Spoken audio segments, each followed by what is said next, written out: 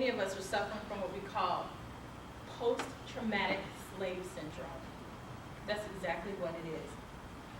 So the Civil Rights Movement was a very historic time, and people from all races, classes, socioeconomic groups fought and died for that. And I acknowledge some of the unsung heroes from that time, like Ella Baker. Y'all should know who she is. If you don't, look her up.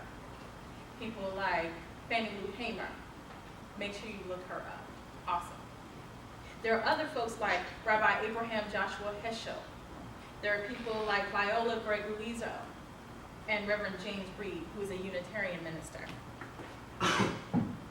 This was a time of collective consciousness where people had, where the movement had one goal, and ideally one mind.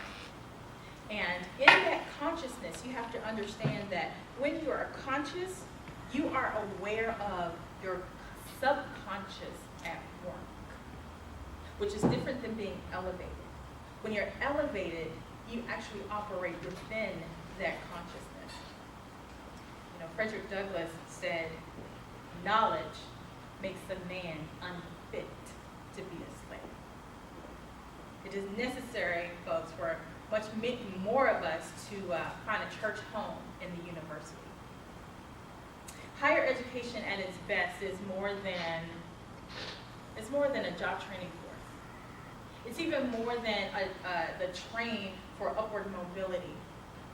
And I have to own this one because I came from Florida State because I was trying to get out of my mama's house. But it's even more than that. Real education is a way to liberate your mind over and over and over again from the bondage of groupthink. The key to changing or shifting social climate is that consciousness. We revere the Civil Rights Movement for all of the many wonderful things that we're looking at in hindsight now.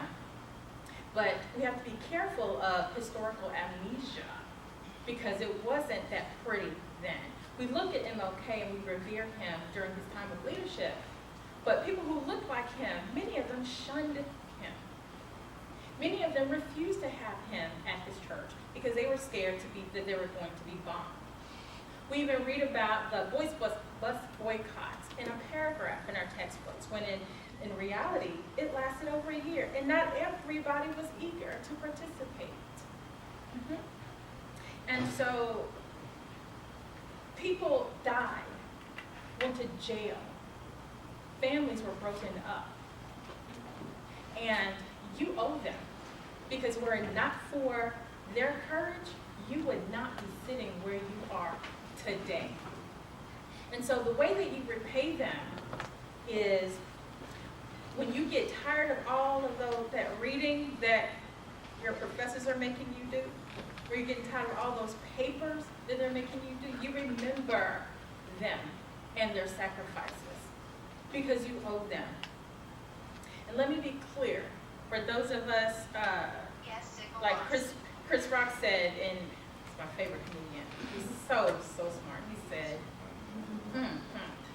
bad actor, but it's not so great comedian, very socially conscious. He said, you want to hide something from a nigger, put it in a book. Let me be clear. When we hear, I just don't like to read, we breed ignorance that will perpetuate the culture of anti-intellectualism that will make you a slave of something. So Carter G. Woodson wrote a book, Miseducation of the Negro. It was actually published in 1933, very, very applicable today. And if that is not on your book list, make sure that one's on there as well. He said, and this is in reference to people not reading, because if you don't read, somebody's going to control your mind. He said, if you can control a man's thinking, you don't have to worry about his action. Matter of fact, you don't have to tell him to go here or there. He'll go without being told.